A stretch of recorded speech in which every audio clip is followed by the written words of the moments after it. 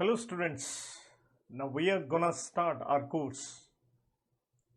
तो पिछली क्लास में हमने थोड़े बेसिक्स जो भी जनरल चीज़ें थी आपसे बात करनी थी वो करी।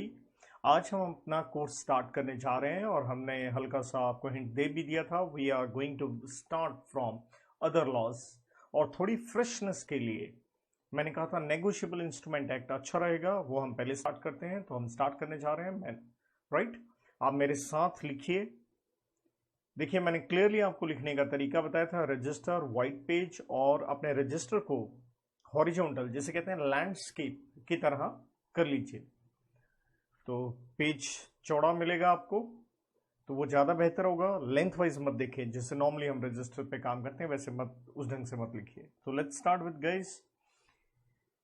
सो बच्चों, हमारा जो एक्ट है उसका नाम है द नेगोशिएबल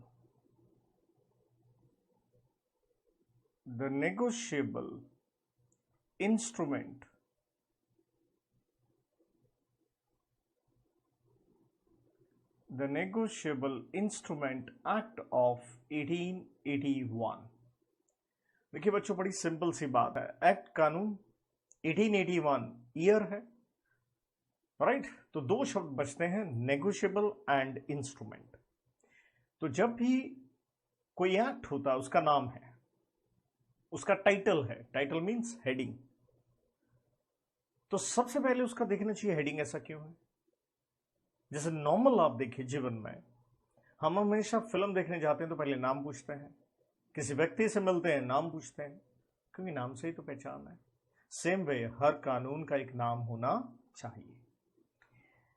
तो मैंने आपसे जिक्र पहले भी किया था, इस एक्ट में कितने सेक्शंस हैं बच्चों? 148 सेक्शंस हैं। और ये सेक्शंस आते हैं नेगोशिएबल एक्ट में कितने चैप्टर्स में? चैप्टर्स हैं यहां, ये रोमन में मैंने लिख दिया, साधारण भाषा में कह लीजिए 17 चैप्टर्स में। मतलब नेगोशिएबल एक्ट में कितने चैप्टर्स हैं? 17। यहां चैप्टर वर्ड को आप सीखें। लॉ है, एक एक चीज अच्छे से आनी चाहिए। चैप्टर का मतलब क्या होता है? चैप्टर बनता है सेक्शनों से। तो हम क्या कहेंगे चैप्टर का मतलब? अगर कोई पूछ ले what do you mean by chapter in law, so chapter is grouping of sections. कुछ सेक्शंस ग्रुप करके एक चैप्टर में डाल दिए गए। Obviously chapter will deal with regard to a particular context. Chapter है, किसी चीज से डील तो करेगा। तो एक पर्टिकुलर कॉन्टेक्स्ट से रिलेटेड जितनी उसकी धाराएं हैं उसका एक ग्रुप बना के सेक्शंस का, उसको नाम क्या दे दिया हमने? चैप्टर। ये भी सीखें। तो 148 सेक्शंस हैं। मैंने आपको एग्जाम से रिलेटेड बच्चों बता दिया था कि एग्जाम में ये मिनिमम 8 नंबर से मैक्सिमम 14 मार्क्स तक आ सकता है, राइट। तो आइए शुरू करते हैं आज का नेगोशिएबल का बेसिक्स। तो स्वाभाविक है, सबसे पहले हम क्या पढ़ेंगे? नेचुरल है, चैप्टर 1 पढ़ेंगे। चैप्टर 1 बच्चों, यहां एक चीज सीख लीजिए, कोई भी एक्ट हो चैप्टर 1 का नॉर्मली जो नाम है, जो हेडिंग है वो यही होता है। तो चैप्टर 1 का नाम है प्रीलिमिनरी, जिसका मतलब है शुरुआत। प्री पहले, लॉ बाद में आएगा, पहले कुछ समझ तो लो, जान तो लो ये एक्ट क्या है। तो चैप्टर 1 जो प्रीलिमिनरी है, इट कंप्राइजेस ऑफ सिर्फ 3 सेक्शन है इसके अंदर, 1, 2, 3। आज हम चैप्टर नंबर 1 कंप्लीट करेंगे। शुरुआत है, अच्छे से होनी चाहिए। तो सबसे पहले बच्चों हम पढ़ने जा रहे हैं सेक्शन नंबर 1। नॉर्मली मैं आपको बता दूं, हर एक्ट में सेक्शन 1 में 3 बातें होती हैं। कितनी बातें? 3। यहां थोड़ी बातें बढ़ के 4 हो जाएंगी। तो नॉर्मली 3 बातें होती हैं, कॉमन चीज है हर एक्ट में। तो क्या हैं ये बातें? सबसे पहले सेक्शन 1 में आती है चीज, वो है शॉर्ट टाइटल। टाइटल का मतलब अभी मैंने आपको बता दिया था बच्चों, टाइटल का मतलब हेडिंग, और हमेशा हेडिंग क्या होना चाहिए? छोटा होना चाहिए। एक्ट का नाम, वो तो मैंने ये लिख दिया आपको यहाँ पे, बार बार क्या लिखना है? शॉर्ट टाइटल, हर एक का एक हेडिंग होना चाहिए और वो शॉर्ट में ही होना चाहिए, राइट? लंबा चौड़ा 20 शब्दों का अगर नाम रख देंगे एक्ट का तो बोलने में दिक्कत हो जाएगी। जैसे किसी इंसान का नाम बहुत लंबा चौड़ा हो जाए तो हम तो परेशान हो जाएंगे, भाई तेरे खानदान का नाम थोड़े पूछा है, गलती हो गई हमसे, माफी दे दो हमें। तो इसलिए शॉर्ट होना चाहिए, राइट? हर एक्ट में सबसे पहले आता शॉर्ट टाइटल। नंबर 2 एक्ट में चीज आती है, इसे हम कहते हैं एक्सटेंट।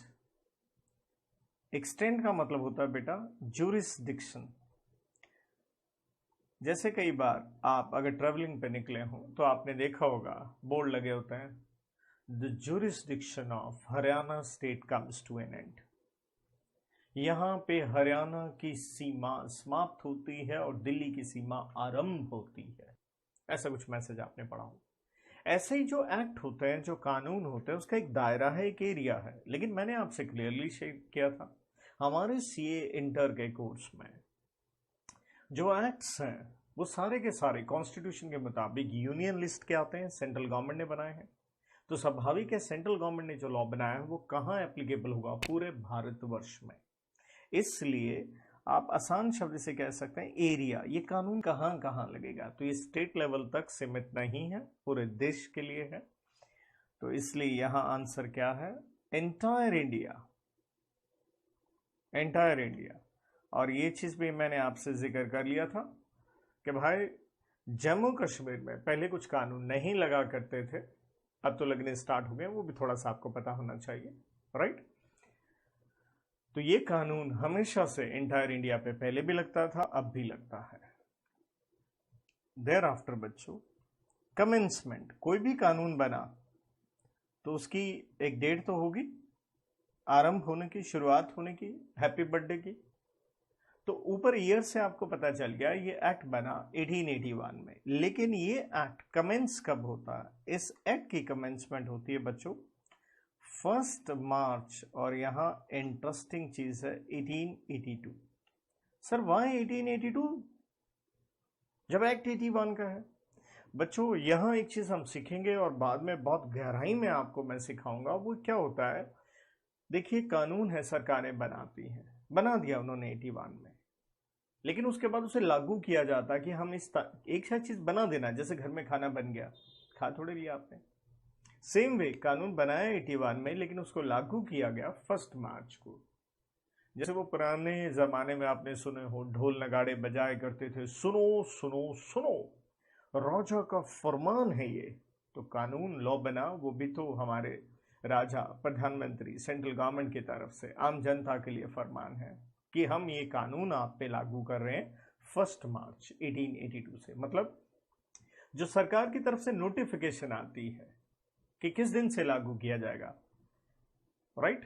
राजपत्र, इसे कहते हैं राजपत्र। राजपत्र बोले तो राजा की तरफ से पत्र, सरकारों की तरफ से पत्र। इसे हम इंग्लिश में कह देते हैं ऑफिशियल गैजेट।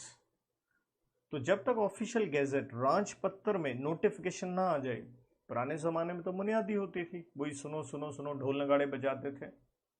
फिर अखबारों में छपने लग पड़े सरकार की तरफ से ये कि ये सरकार का राजपत्र है, आपको बताया जा रहा है। और अब अखबारों की बजाय ई गैजेट हो गए, ऑनलाइन डाल दिया जाता है कि इस दिन से ये कानून लागू किया जाता है। I will be showing to you वो सारी साइट्स, ये सब चीजें मैं आपसे बाद में भी शेयर करूंगा। तो ये फर्क है, इसलिए याद रखिए 81 का कानून है, लेकिन लागू कब होता है? 1 मार्च 1882 को। ये डेट याद करनी पड़ेगी 100%, क्योंकि हमारा पेपर कमबख्त सब्जेक्टिव के साथ ऑब्जेक्टिव भी है, तो आ सकता है आपको एमसीक्यू, राइट? देन फोर्थ जो चीज है इंटरेस्टिंग है, नॉन एप्लीकेबिलिटी। तो नाम से क्या पता चलता है कि ये कानून इनके ऊपर नहीं लगेगा। नॉन एप्लीकेबिलिटी मैं लिख देता हूं ब्रैकेट में, कहीं नॉन एप्लीकेबिलिटी शब्द का आप मीनिंग गलत ना लें। This act not to apply 2 ये एक्ट नहीं लगेगा इनके ऊपर। भाई किन के ऊपर? यह है दो बातें, ये एक्ट नहीं लगेगा। बड़ा इंटरेस्टिंग पहला शब्द देखिएगा, वो आ रहा है करेंसी। सर क्यों नहीं लगेगा? करेंसी की यहां बात क्यों हो रही है? ये एक्ट नहीं लगेगा, दरवाजों पे लगी होती है कुंडी, कुंडी का भाई हुंडी। सर ये क्या है?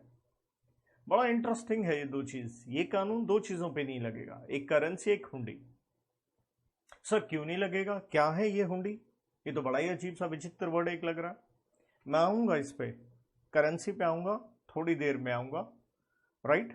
और यहां मैं इसका लॉजिक लिख के दूंगा। जहां तक सवाल हुंडी का है, मैं बिल्कुल आपसे शेयर करूंगा, लेकिन आज शेयर नहीं करूंगा। तो हुंडी एक चीज हम होल्ड करेंगे, क्योंकि जब तक हम इस एक्ट को थोड़ा अच्छे से ना पढ़ लें, ये आपको चीज समझ में नहीं आएगी। तो हुंडी से संबंधित एक दो चीजें जस्ट हल्की सी मैं लिख के छोड़ रहा हूं, जस्ट आप भी लिख के छोड़ लीजिए, बाद में आप बात करेंगे। इसे हम कहते हैं लोकल लैंग्वेज। ये पुराने जमाने में चीज होती थी, सच बोल तो आज के दिन ऐसी चीजें नहीं है, लेकिन एक्ट भी तो देखिए ना 1881 का। सो लोकल लैंग्वेज में सर ये क्या होता था? अरे थोड़ा पढ़ेंगे तभी बात पता चलेगी, थोड़ा कंट्रोल कीजिए इस पे। लेकिन एक चीज इंटरेस्टिंग है, हमने कहा ये एक्ट नहीं लगेगा हुंडी पे, लेकिन एक चीज लिख के देख छोड़ रहा हूं यहां पे, but parties may agree, but parties may agree to be governed by it. लेकिन पार्टीज अगर चाहें तो ये एक्ट अपने ऊपर लगवा सकती हैं। फिलहाल इग्नोर मारिए, बस इतना याद रखिए, आज ये एक्ट नहीं लगेगा करेंसी पे, ये एक्ट नहीं लगेगा हुंडी पे। करेंसी पे मैं लौट के आऊंगा, ब्रैकेट भी मैंने लगा दी है, लेकिन बाद में समझ में आएगा। फिलहाल एक चीज याद कीजिए, सेक्शन 1 कंप्लीट होता है, 4 बातें आई। शॉर्ट टाइटल इस एक्ट का नाम the negotiable instrument act of 1881। Number 2, इस एक्ट का एक्सटेंट क्या है? ऑब्वियसली इंटायर इंडिया है। Third, commencement, very important point याद होना चाहिए, 1 मार्च 1882। नॉन एप्लीकेबिलिटी एक्ट दो चीजों पे नहीं लगता, करेंसी एंड हुंडी। क्यों नहीं लगता अब पता चलेगा आपको। देखिए बच्चों, हम ये एक्ट पढ़ने जा रहे हैं, कोई भी एक्ट पढ़ें एक ऑर्डर में पढ़ना चाहिए। सेक्शन 1 के बाद क्या पढ़ना चाहिए आप बताओ? सर सेक्शन 2 नहीं पढ़ाऊंगा मैं। क्यों? क्योंकि देखो शॉर्ट टाइटल की बात करी हमने, एक्ट का नाम पढ़ा। तो बच्चों शॉर्ट टाइटल में हम जब देखते हैं तो दो ही वर्ड हमें सीखने वाले हैं। एक वर्ड नेगोशिएबल,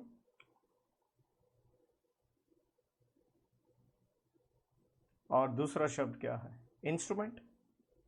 भाई कोई भी एक्ट पढ़ रहे हो, पहले उसके नामकरण, नाम है ना, तो उसे तो थोड़ा समझ लें है क्या नेगोशिएबल इंस्ट्रूमेंट। तो दो शब्द हैं नेगोशिएबल इंस्ट्रूमेंट, हमें जानना चाहिए इसका मतलब। तो बच्चों यहां दो बातें हैं। देखिए कोई भी आप एक्ट पढ़ रहे हैं, कोई भी एक्ट पढ़ें, एक नया लॉ है। हर फिल्म में जैसे एक स्टोरी होती है, हिंदुस्तान की फिल्में छोड़ दीजिए, उनकी स्टोरी तो कम एक जैसी होती है, लेकिन आप हॉलीवुड या चलिए हिंदी फिल्मों में भी आजकल बहुत कंटेंट सिनेमा आ रहा है, डिफरेंट स्टोरी लाइन होती है। तो सेम वे हर एक्ट में एक अलग स्टोरी होगी, हर एक्ट में कुछ डिफरेंट वर्ड्स होंगे। तो डोंट यू थिंक वो एक्ट पढ़ने से पहले उस एक्ट में इस्तेमाल होने वाली डिफरेंट टर्म्स, नई टर्म्स, पहले वो पढ़ना चाहिए? क्योंकि जब तक हम वो टर्म्स नहीं पढ़ लेंगे एक्ट समझ में नहीं आएगा। इसे हम कहते हैं डेफिनेशंस। तो डेफिनेशन क्या होता है? सीखिए शब्द को, लॉ सीखना है। Definition are special terms used in a particular act. तो डेफिनेशन कहां दी होनी चाहिए? नॉर्मली डेफिनेशन एक्ट के शुरू में दी होनी चाहिए, eight the beginning of the act. इसलिए नॉर्मली आप क्या पाएंगे, हर एक्ट में डेफिनेशन सेक्शन 2 में होती है, इस एक्ट में नहीं है। थोड़ा ये एक्ट इंटरेस्टिंग है, मैंने पीछे भी आपको बताया था जब मैं आपसे सिलेबस शेयर कर रहा था। ये एक्ट बड़ा ही सीधा, जैसे जलेबी। जलेबी तो जानते हैं आप कितनी सीधी होती है। तो ये थोड़ा नहीं, बहुत ज्यादा टेक्निकल एक्ट है। तो यहां सेक्शन 2 में डेफिनेशन नहीं है, जो कि होनी चाहिए। तो सर सेक्शन 2 में क्या है? चलिए मैं सेक्शन 2 का आपको पहले खुलासा कर देता हूं। बच्चों सेक्शन नंबर जो 2 है वो एक वर्ड में खत्म हो जाएगा, डेफिनेशन उसमें नहीं है। वजह ये है जो सेक्शन 2 है ये हो गया रिपील्ड। रिपील्ड मीन्स सेक्शन 2 हमारे बीच में नहीं रहा। इसका मतलब क्या हुआ सर? इसका मतलब है ओमिटेड, ये सेक्शन हटा दिया गया है, खत्म हो गया। So section 2 is no more in the negotiable instrument act. तो नॉर्मली लेकिन आप क्या देखेंगे, हर एक्ट में सेक्शन 2 बहुत इंपॉर्टेंट है। व्हाई? क्या होती है उसमें? डेफिनेशंस। डेफिनेशन का मतलब क्या? Special terms used in the act, they are given at the beginning, that's why section 2। Recall कीजिए फाउंडेशन, कॉन्ट्रैक्ट एक्ट में ही आप पढ़ते थे सेक्शन 2 में डेफिनेशंस। डेफिनेशन थी ना भाई, सेल ऑफ गुड्स एक्ट में भी थी, कंपनीज एक्ट में भी सेक्शन 2 में। तो नॉर्मली हर एक्ट की डेफिनेशन सेक्शन 2 में मिलती है, यहां नहीं है। तो नो डाउट हमें सबसे पहले पढ़ना चाहिए नेगोशिएबल इंस्ट्रूमेंट। तो नेगोशिएबल इंस्ट्रूमेंट की बच्चों जब हम डेफिनेशन पढ़ते हैं तो डेफिनेशन पढ़नी चाहिए। तो ये डेफिनेशन हमें नजर आती है सेक्शन नंबर 13 में, 13 में जाके मिली। देखिएगा बड़ी मस्त डेफिनेशन है। कैसे? डेफिनेशन कहती है नेगोशिएबल इंस्ट्रूमेंट मींस, डेफिनेशन का मतलब है मीनिंग देना, समझाए हमें चीज क्या है भाई। तो कहती है नेगोशिएबल इंस्ट्रूमेंट मींस व्हाट। इसने 3 बातें कही, ए, बी एंड सी। ध्यान से देखिएगा। ए में कहा, थोड़ा पहले मैं शॉर्ट में लिख दूं, पीएन, बीई, 3 चीजें चेक। What is PN? ये वर्ड आपने अकाउंट्स में 11वीं कक्षा में एंड फाउंडेशन में अकाउंट्स में देखा, बिल ऑफ एक्सचेंज वाले टॉपिक में। पीएन का पूरा मतलब क्या है? Promissory note. बीई का मतलब क्या है?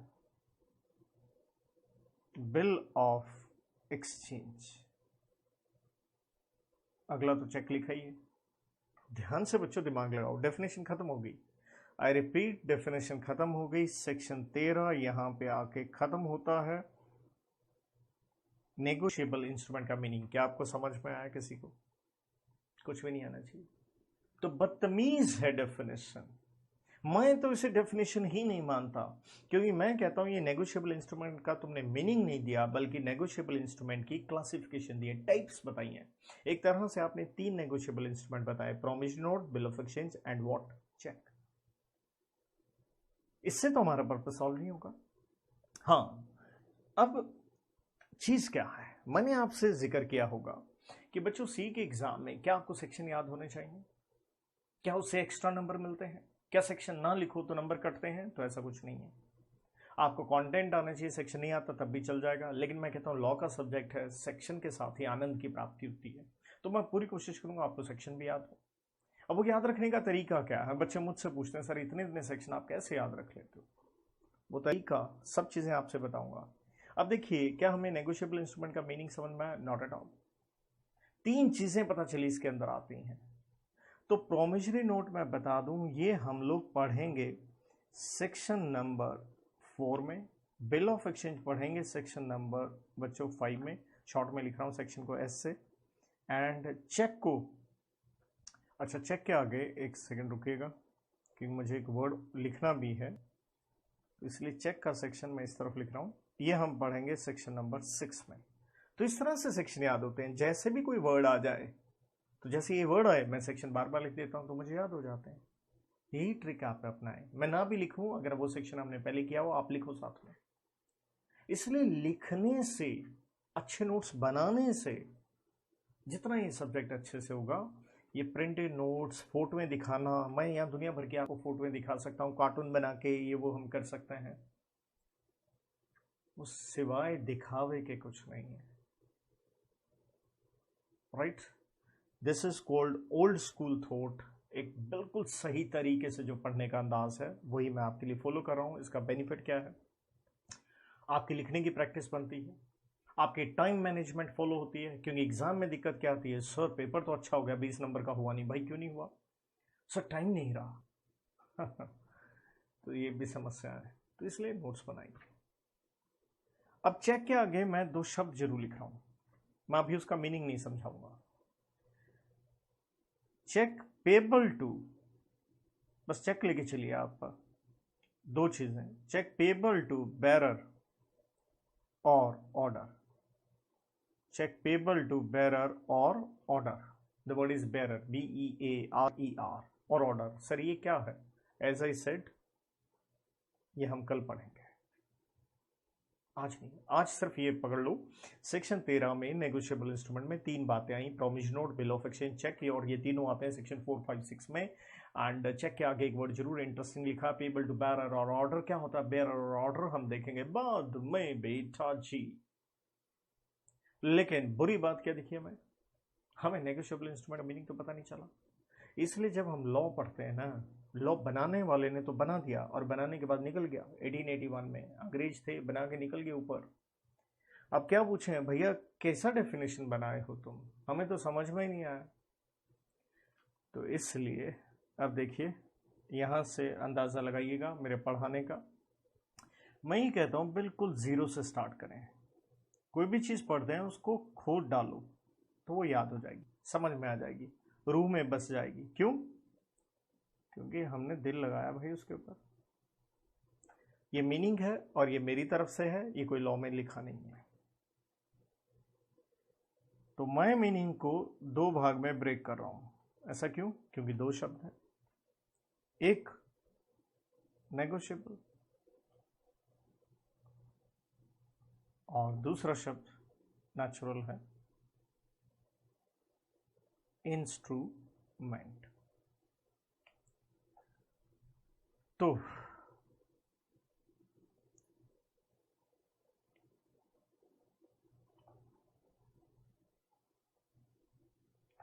नेगोशिएबल, सोचिए आप, सीधा सीधा मेरे जवाब मत पकड़िए, लॉ समझ में नहीं आएगा, लॉ टिकेगा नहीं। आप खुद सोचिए, what you mean bye negotiable? सोचो। किसी को आगे कोई चीज देना, नेगोशिएट, नेगोशिएशन, सामान खरीदते हैं, नेगोशिएशन करते हैं, क्लियर? थोड़ा बहुत मीनिंग निकाल सकते हैं हम। तो यहां नेगोशिएबल का मतलब है लीगली ट्रांसफरेबल। लीगली वर्ड क्यों लगाया? क्योंकि लॉ कह रहा है। क्या कह रहा है? ट्रांसफरेबल है। ट्रांसफरेबल मीन्स आगे दे रहे हैं। भाई क्या दे रहे हैं, क्या ट्रांसफर कर रहे हैं? अपने आप देखिए, क्वेश्चन बनते हैं और आंसर बनते जाएंगे और अपने आप आपको याद होता जाएगा। तो लीगली ट्रांसफरेबल, क्या ट्रांसफरेबल है? वैल्यू। समझ में नहीं आया तो आप वर्ड इस्तेमाल कर सकते हैं प्रॉपर्टी, लेकिन मैं वैल्यू वर्ड इस्तेमाल करना चाहता था क्योंकि प्रॉपर्टी से आप लोग एक गलत मीनिंग ले लेते हैं, इमूवेबल ले लेते हैं आप। जैसे आपके जहन में आता है जमीन, प्लॉट, मकान, दुकान। तो मेन मेरा जो यहाँ शब्द है कि नेगोशिएबल का मतलब क्या है? ट्रांसफर कर रहे हैं भैया। क्या ट्रांसफर कर रहे हैं? वैल्यू, पैसा। जैसे मान लीजिए आप मेरे से पढ़ने आए तो फीस दिया आपने, तो आपसे क्या आ रही है मेरे को? वैल्यू, ठीक है ना? किस से आ रही है? आपने मेरे को एक करेंसी नोट दिया, लेकिन ध्यान दो हमने साफ कहा था ये एक्ट किसके ऊपर नहीं लगेगा? करेंसी के ऊपर। तो आप करेंसी जब मेरे को देते हो या कोई किसी को भी आप देते हो करेंसी नोट, वो नेगोशिएबल इंस्ट्रूमेंट एक्ट नहीं है। नो डाउट वैल्यू ट्रांसफर हो रही है। सर क्यों नहीं है? ध्यान दो, जवाब मैंने पहले दे दिया। नेगोशिएबल इंस्ट्रूमेंट के डेफिनेशन में कितने जरिए बताए गए हैं नेगोशिएबल के? 3, promise note, bill of exchange, cheque. Currency note तो नहीं लिखा, क्योंकि सेक्शन 1 ने साफ कह दिया था और कॉमन सेंस से चले, करेंसी से वैल्यू तो ट्रांसफर होती है, लेकिन ये एक्ट नहीं लगेगा। सर क्यों नहीं लगा? उसका लॉजिक बताओ। तो ये रहा लॉजिक आपकी स्क्रीन पे, जो ब्रैकेट मैंने छोड़ी थी अब फिल कर रहा हूं। तो ये एक्ट नहीं लगता करेंसी पे, because for currency there is currency act of 1871। दरअसल करेंसी का कानून अलग है, नेगोशिएबल एक्ट के आने से पहले वो 10 साल पहले बन गया था। तो करेंसी को आप अलग लेके चलिए।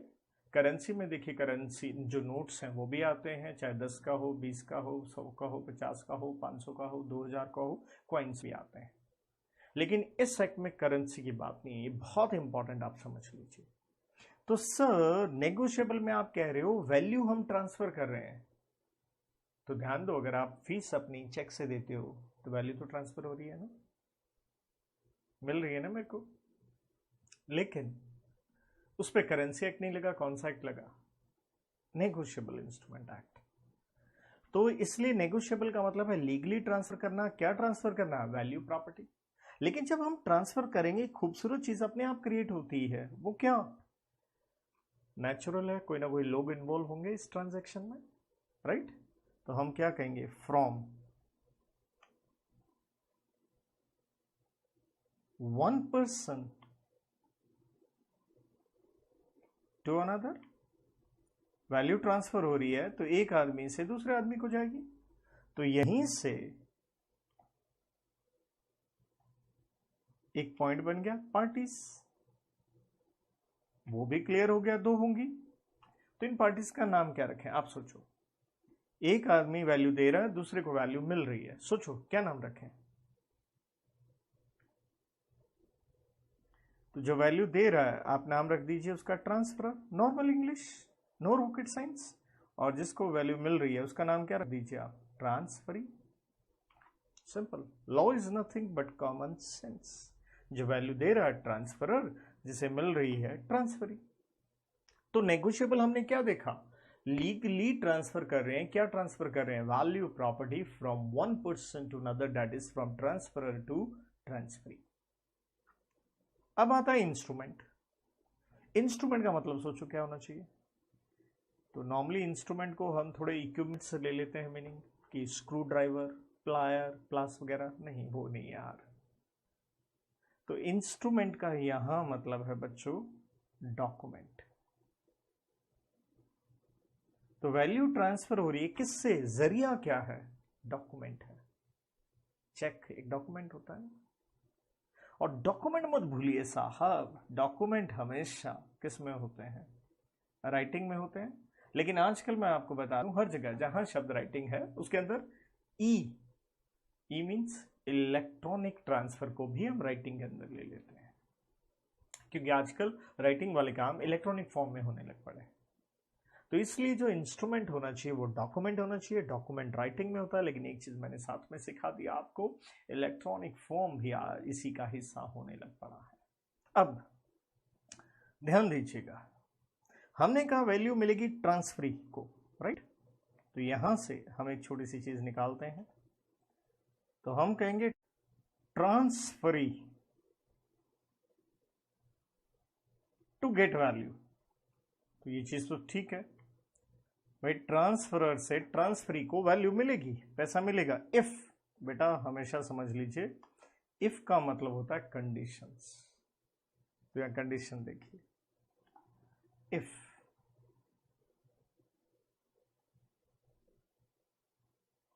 तो पहली कंडीशन आती है ट्रांसफरी को पैसा कब मिलेगा? इफ कॉन्सिडरेशन बिटवीन देम, अगर उनके बीच में कॉन्सिडरेशन है। बेटा किसके बीच में? Transferor and transferee. मतलब आपने मुझे चेक दिया, क्या मुझे उस चेक के पैसे मिलेंगे? बिल्कुल मिलेंगे, क्योंकि मैं आपको पढ़ा रहा हूं, हमारे बीच में कॉन्सिडरेशन है। कॉन्सिडरेशन कहां पढ़ के आए थे आप? फाउंडेशन में। किसमें? कॉन्ट्रैक्ट एक्ट में, जिसे हम लीगल भाषा में क्या कहते थे? Quid pro Q, something in return. शायद आया बेटा, समथिंग इन रिटर्न। तो दोनों के बीच में कॉन्सिडरेशन होनी चाहिए। तो आपने मुझे चेक दिया, क्योंकि मैं आपको पढ़ा रहा हूं, तो मुझे उसके पैसे मिलेंगे। बट मान लीजिए मेरे हैप्पी बर्थडे पे, एक तो बर्थडे के आगे पता नहीं हम हैप्पी क्यों लगा देते हैं, बट चलिए हैप्पी होना ही चाहिए हर जगह। तो आपने मेरे बर्थडे पे चेक दे दिया, क्या मुझे उसके पैसे मिलेंगे? आप चेक को कैंसिल करवा सकते हैं। क्यों? क्योंकि मेरे और आपके बीच में कंसिडरेशन नहीं है। तो इसलिए ट्रांसफरी को पैसे तभी मिलेंगे अगर दोनों के बीच में क्या हो? कंसिडरेशन हो। अब बड़ी बात आ रही है, एंड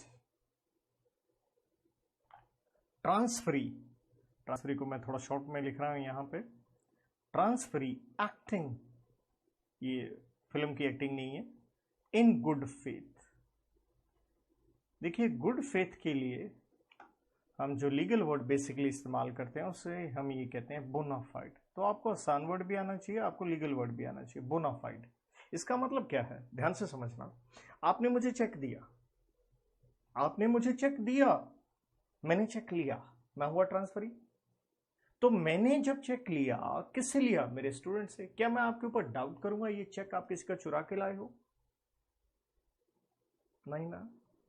तो अगर ट्रांसफरी ने वो नेगोशिएबल इंस्ट्रूमेंट लिया, किस में लिया? गुड फेथ में, बोनाफाइड। क्लियर है? उसे कोई शंका नहीं थी ट्रांसफरर के ऊपर कि वो व्यक्ति चोर है, तो ही ट्रांसफरी को पैसे मिलेंगे। मान लीजिए, यहां थोड़ा उदाहरण सुनिएगा।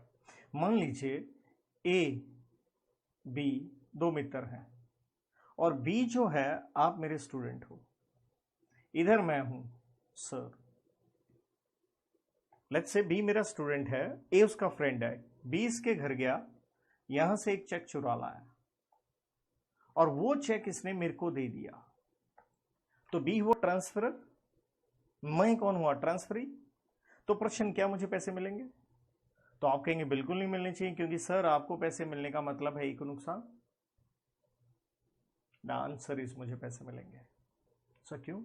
क्योंकि मैं शरीफ हूं। Transferee acting in good faith. Simple भाषा में ट्रांसफरी क्या है? अगर शरीफ है, मुझे मिलेंगे। सर इससे तो एक नुकसान हो गया। बिल्कुल हो गया, लेकिन गलती भी किसकी है? एक ही है। क्या गलती है? पहली गलती ये है, ऐसे दोस्त क्यों बनाए? एक गलती। दो, ऐसे दोस्त बना लिए तो अपने घर में क्यों बुलाए चेक चुरवाने के लिए? दो गलती। तीन, चेक चोरी अगर हुआ, क्यों हुआ? क्योंकि आपने सामने रखा होगा। तीसरी गलती। चौथी सबसे बड़ी गलती क्या है? आपने चेक को साइन करके क्यों रखा था? बिना साइन के तो कैश नहीं होगा ना, साइन तो बैंक मैच करता है ना। तो आपकी गलती थी, हर गलती की सजा होती है, भुगतो। और मैं कौन? मैं यार शरीफ आदमी, मुझे पैसे मिलने चाहिए। Clear? So this is beautiful law. तो इसलिए दो कंडीशन है। एक, कॉन्सिडरेशन होनी चाहिए, क्यों? क्योंकि मैं बी को पढ़ा रहा हूं, मेरा स्टूडेंट है। दूसरा, मैंने ये इंस्ट्रूमेंट लिया, किस में लिया? गुड फेथ में लिया। और इससे कोई फर्क नहीं पड़ता चाहे वो इंस्ट्रूमेंट चोरी का है। इसलिए यहां लाइन लिखेंगे हम आगे, रिगार्डलेस। रिगार्डलेस का मतलब है कोई फर्क नहीं पड़ता, रिगार्डलेस ऑफ डिफेक्ट। चाहे डिफेक्ट मतलब कुछ गड़बड़ है, कुछ कमी है, किसमें? Regardless of defect in title. Title का मतलब यहां लिख लीजिएगा ब्रैकेट में, टाइटल का मतलब ownership. In title of transferor.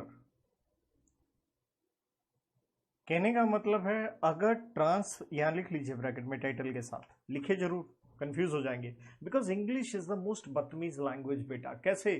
क्योंकि थोड़ी देर पहले मैंने कहा था टाइटल का मतलब होता है हेडिंग, यहां टाइटल का मतलब है बच्चों ऑनरशिप। समस्या इंग्लिश की है। In every context the meaning changes. तो इससे कोई फर्क नहीं पड़ता ट्रांसफर की ऑनरशिप में क्या है डिफेक्ट है, राइट? इसे आप यूं भी कह सकते हैं, दैट इज आपने नेगोशिएबल इंस्ट्रूमेंट लिया विदाउट नॉलेज, आपको नहीं पता, तभी मैं कह रहा था ना आप शरीफ हो, विदाउट नॉलेज ऑफ डिफेक्ट। जैसे उदाहरण देखो ना, अगर बी ने यहां चुराया ए से, और मुझे मालूम है ये ए का चेक है, मालूम है, तो मैं शरीफ कहां से हुआ रे? मैं तो खुद चोर हुआ। इन दैट सिचुएशन मुझे पैसे नहीं मिलने चाहिए। That's the point.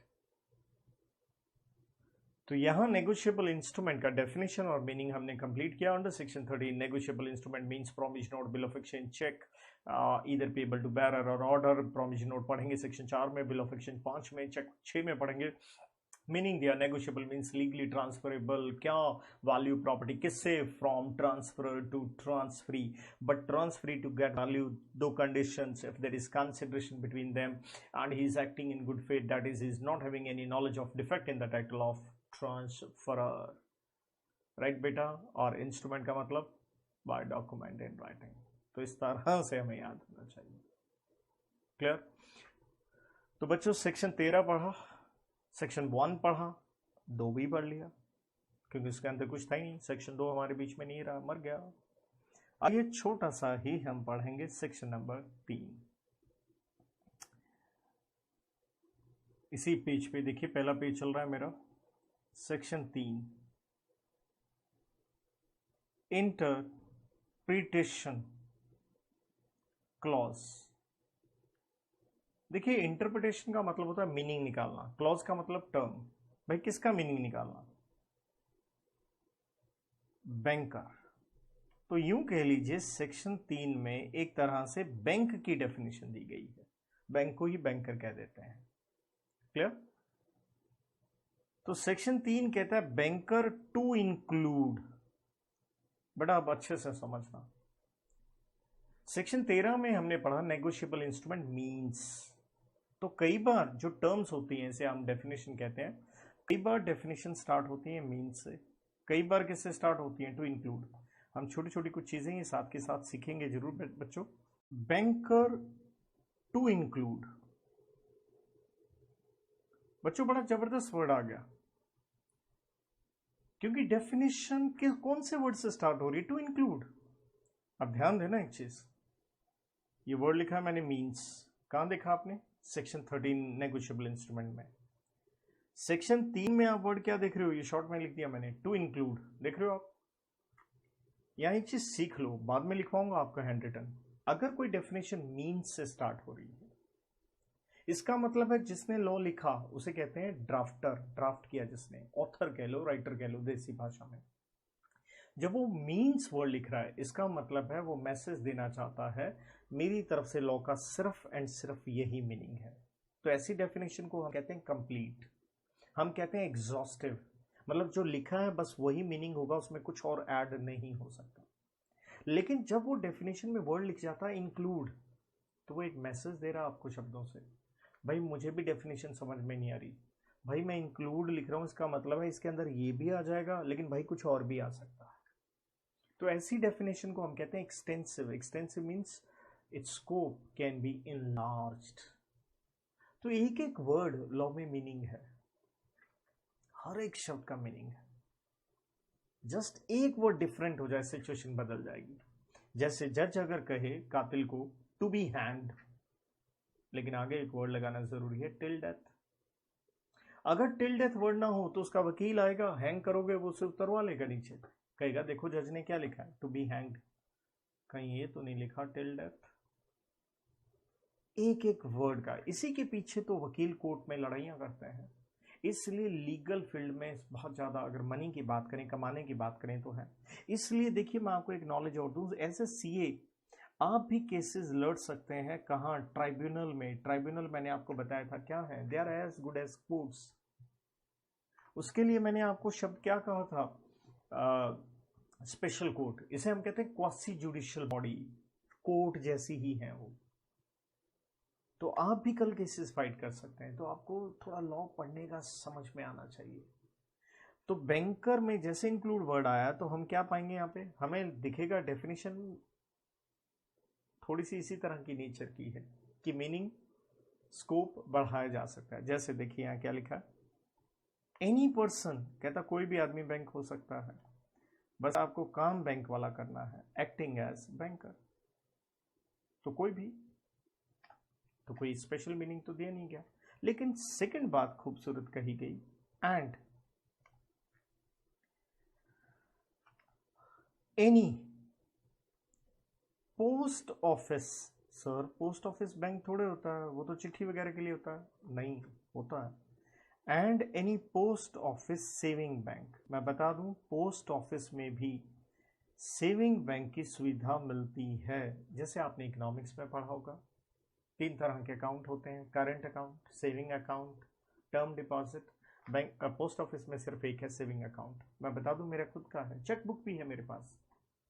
तो चेक बुक है, नेगोशिएबल इंस्ट्रूमेंट हो गया इस पर सेक्शन 13। इसलिए यहां बैंक की बात हो रही है। जब हम चेक की बात करेंगे बैंक की बात तो होगी, तो उसमें पोस्ट ऑफिस भी आएगा। तो छोटा सा सेक्शन 3 समाप्त होता है। इसी पेज में आपके पास थोड़ी जगह और होगी, तो एक छोटा सा हम प्रश्न लेंगे बिना सेक्शन के। Object of act. देखिए स्टार्टिंग में मेरे को ऑब्जेक्ट बताना चाहिए था, अब क्यों बता रहा हूं? क्योंकि अब अच्छे से समझ में आएगा। यह क्यों बनाया गया है? जब भी आप कानून बनाते हैं उसकी वजह तो होती है। आप मेरी क्लास लगा रहे हैं, कोई वजह तो है। इसी तरह से हर कानून के पीछे एक हिस्ट्री होती है, एक स्टोरी होती है, एक बैकग्राउंड होता है, एक रीजनिंग होती है, एक रिक्वायरमेंट होती है।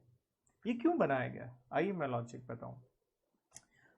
टू फैसिलिटेट, बेटा फैसिलिटेट का मतलब क्या है? हेल्प। आप आसान वर्ड लिख सकते हैं, हेल्प। किसको हेल्प करना चाहते हैं इस एक्ट से? हम बिजनेस को हेल्प करना चाहते हैं। क्यों?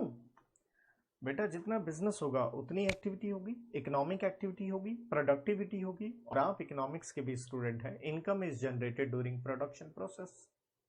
तो जितना बिजनेस होगा अच्छा, उसी से देश बढ़ेगा, हम बढ़ेंगे। आप बच्चे कोर्स करें, आपको अच्छा जॉब, एम्प्लॉयमेंट, अच्छी सैलरी मिलेगी। अब समस्या क्या आती है बिजनेस करने में? समस्या ये है, देखिए ये रीजन लिख के दे रहा हूं। एज ट्रेडिंग, बिजनेस कर रहे हैं तो ट्रेड करें, खरीदना बेचना। कहता है as trading not possible fully, तो जो भी ट्रांजैक्शन हो रही है वो पूरी तरह से नहीं हो पाती हैं। किससे? With total amount of currency in circulation. Circulation कह लें, फोर्स कह लें आप, मतलब देश में जितने करेंसी नोट्स हैं, मैं बता दूं लगभग हमारे देश में इस समय करेंसी नोट लगभग 21 लाख करोड़ की करेंसी अप्रोक्स। तो लगभग 21 लाख करोड़ की करेंसी हमारे देश में। लेकिन जो डेली ट्रांजैक्शंस होती हैं, जो भी बिजनेस व्यापार होता है, उससे भी ज्यादा का होता है। अब जब लोगों के पास कैश ही नहीं होगा तो व्यापार कैसे होगा? और सरकार बिना मतलब में इतने करेंसी नोट नहीं छाप सकती, क्योंकि मैं बता दूं 10 रुपए का नोट सरकार छापती है, सरकार की कॉस्ट ही कई बार जितने का करेंसी नोट है उससे ज्यादा आ जाती है छापने की कॉस्ट। हम ऐसे ही पेटियां भर के नोट नहीं छाप सकते हैं। इसलिए अब बिजनेस को हेल्प करना है तो हम क्या करें? तो हमने ये किया, क्या किया? हमने the legal sanctity. Sanctity word ना अच्छा लगे, इसके साथ आप ब्रैकेट में वर्ड लिख सकते हैं बैकिंग। लीगल बैकिंग दी, किसको दी? To instruments of credit. ये है जबरदस्त बात। तो ये तीनों के तीनों जो इंस्ट्रूमेंट मैंने बताया आपको सेक्शन 13 में, promissory note, bill of exchange, cheque, they are instruments of credit. कैसे भाई? याद करो 11वीं में फाउंडेशन अकाउंट्स में आप पढ़ते थे शब्द बिल ऑफ एक्सचेंज, कि उधार में माल बेचा, फिर सेलर ने बिल ड्रॉ कर लिया, 3 महीने का बिल ड्रॉ कर लिया, तो 3 महीने का क्रेडिट टर्म था। मैं बाद में डिटेल में आपको कराऊंगा, बताऊंगा, लेकिन हल्का सा एक बार रिकॉल वैल्यू दे रहा हूं। आप चेक ले लेते हैं किसी से, अगला चेक की डेट डाल देता है 15 दिन बाद की, तो अंडरस्टूड है 15 दिन का उधार। आपको भी सामान बेचना है, अगले को भी खरीदना है, लेकिन एज ए सेलर आपको डर है कि मैं यूं ही उधार में बेच दूंगा तो कल ये पैसे ना दे तो मैं क्या कर लूंगा उसका। तो सरकार ने कहा टेंशन क्यों लेते हो, हम इन इंस्ट्रूमेंट्स को लीगल बैकिंग दे रहे हैं, आपके पूरे राइट्स आएंगे, आपको ये पैसा मिलेगा ही मिलेगा। तो इससे बेनिफिट क्या हुआ? बेनिफिट ये हुआ, ये क्या है? कन्वर्टिबल इनटू मनी है। ये तीनों के तीनों इंस्ट्रूमेंट्स किस में कन्वर्ट हो जाएंगे बेटा? मनी में कन्वर्ट हो जाएंगे। और याद करो बिल ऑफ एक्सचेंज में आप क्या पढ़ा करते थे? हम बैंक से डिस्काउंट करवा लेते थे, हम आगे क्रेडिटर को इंडोर्स कर देते थे। तो same way and easily transferable, तो आप आगे भी दे सकते हैं। करेंसी का भी तो हम यही उपयोग करते हैं ना, आगे से आगे चलती रहती है। तो it is as good as currency, but they are currencies covered under different act, not under this act. अब एक लास्ट पॉइंट सबसे खूबसूरत है, but RBI Reserve Bank of India has overriding, ये एक लीगल वर्ड इस्तेमाल कर रहा हूं ताकि आपकी वोकैबुलरी लीगल बढ़े, has over riding effect over this act. क्या मतलब है इसका? पहली बात, ओवर राइडिंग को आप कह सकते हैं सुपीरियर। मतलब देखिए आप सारे जानते हैं आरबीआई बैंकर ऑफ बैंक्स है, बैंकर ऑफ गवर्नमेंट है। आरबीआई के मेन फंक्शन क्या है? The supply of money in the economy, managing the credit creation, everything, the rate of interest and everything. कुछ भी गड़बड़ हो जाए सरकार को या बैंकों को तो आके कौन बचाता है? It is RBI. तो नेगोशिएबल भी तो पैसे से डील कर रहा है। तो मान लीजिए अगर दोनों एक्ट में कुछ प्रॉब्लम हो जाए, जैसे एक उदाहरण लो, let's say negotiable instrument act कहता है कि चेक की लाइफ कितनी होगी, मतलब कितने दिन की हम डेट डाल सकते हैं। जैसे आज चेक कैश करवाना है तो कितना पुराना हो सकता है डेट के वाइज, 6 महीने, 8 महीने, 10 महीने। तो नेगोशिएबल इंस्ट्रूमेंट एक्ट के मुताबिक चेक की लाइफ एनी पीरियड, भाई जितने मर्जी का बनाओ। लेकिन आरबीआई ने साफ कहा है कि चेक की लाइफ होगी सिर्फ 3 महीने। दैट मीन्स अगर 5 महीने पुराना चेक है, वो कागज का टुकड़ा है, डस्टबिन में डाल दो, उसकी कोई वैल्यू नहीं है। तो अब नेगोशिएबल एक्ट की माने या आरबीआई की? तो एक चीज ध्यान दीजिए, आरबीआई का हमेशा ओवरराइडिंग सुपीरियर इफेक्ट होगा, उसी की बात मानी जाएगी। और आरबीआई से संबंधित भी हमारे देश में कानून है, RBI act of 1934, just for your knowledge. तो आरबीआई की एक बहुत बड़ी ऑटोनमी है, ऑटोनमी मीन्स पहचान है, बहुत ज्यादा पावर्स हैं, होनी भी चाहिए। और इस एक्ट के ऊपर आरबीआई कभी भी कुछ भी बदलाव कर सकता है। ये बहुत महत्वपूर्ण पॉइंट है, हमेशा याद रखिएगा जीवन भर। अब बच्चों, आज जो मैंने पढ़ा है, बिलीव मी, ये रजिस्टर का एक पेज है, बस मैंने आप हॉरिजॉन्टल कहें या लैंडस्केप कहें उस लिहाज से लिखा है। अब ध्यान से देखिए, देखने में अच्छा लग रहा है। कलर्स का मैंने यूज किया, बिल्कुल किया है, मेरे को भी बहुत मेहनत लगती है कलर उठाने में, लिखने में इसमें। तो आप एक ऐसा पेन ले लीजिए जिसमें वो 4 अलग अलग कलर के रिफिल आते हैं, नोट सुंदर लगेंगे आपके। या अलग अलग पेन रख लो जैसे आपको सूट रहो। अब सोचो अगर हाथ से लिखा है, चीजें याद होती हैं या नहीं? क्योंकि आपका दिल लगता है, बिल्कुल याद होती हैं। वरना मेरी प्रिंटेड बुक में भी सब कुछ लिखा है, 4-5 पेज में लिखा है, यही लिखा है बिलीव में। और यहाँ एक पेज में बहुत खूबसूरत अंदाज में लिखा गया। तो इस तरह से नोट्स बनाइए, सीरियसली आपकी मेहनत रंग लाएगी। अच्छा, एक इंपॉर्टेंट चीज और है, आज हमारी पहली क्लास है, कल सेकंड होगी पढ़ने वाली मेन। तो आप पहले पहला जो लेक्चर है सेकंड क्लास से पहले, जो आपने कॉपी में भी लिखा है, 5 या 10 मिनट लगेंगे, रिवाइज करो उसे। अगर आज 5वां लेक्चर है तो कितने लगभग पेज, लगभग 4 पेज बनेंगे मुश्किल से, रिवाइज करो। तो इससे ध्यान दो, पिछली 4 क्लासेस की कितनी रिवीजन होगी? 4 होगी। ऐसे ही अगर आज 11th है तो पहले 10 लेक्चर आप आपकी कॉपी में लिखें, रिवाइज करो। एंड बिलीव मी, जब इतनी रिवीजन होगी ना, 1-1 मिनट लगता है और चीज़ें याद होती हैं। बट यही हम एक एक्स्ट्रा एफर्ट नहीं डालते हैं, या यूं कह लो जो टॉपर्स होते हैं, they don't do different things. Toppers बड़े नॉर्मल आदमी होते हैं, वो अपना नॉर्मल काम करते हैं। हाँ, वो भी ये कहते हैं अगर आज सेकंड लेक्चर है तो पहले वाला देख लूँ, 5वां है पहले 4 देख लूँ, तभी तो चीज़ें याद रहती हैं, उनका मीनिंग क्लियर होता है,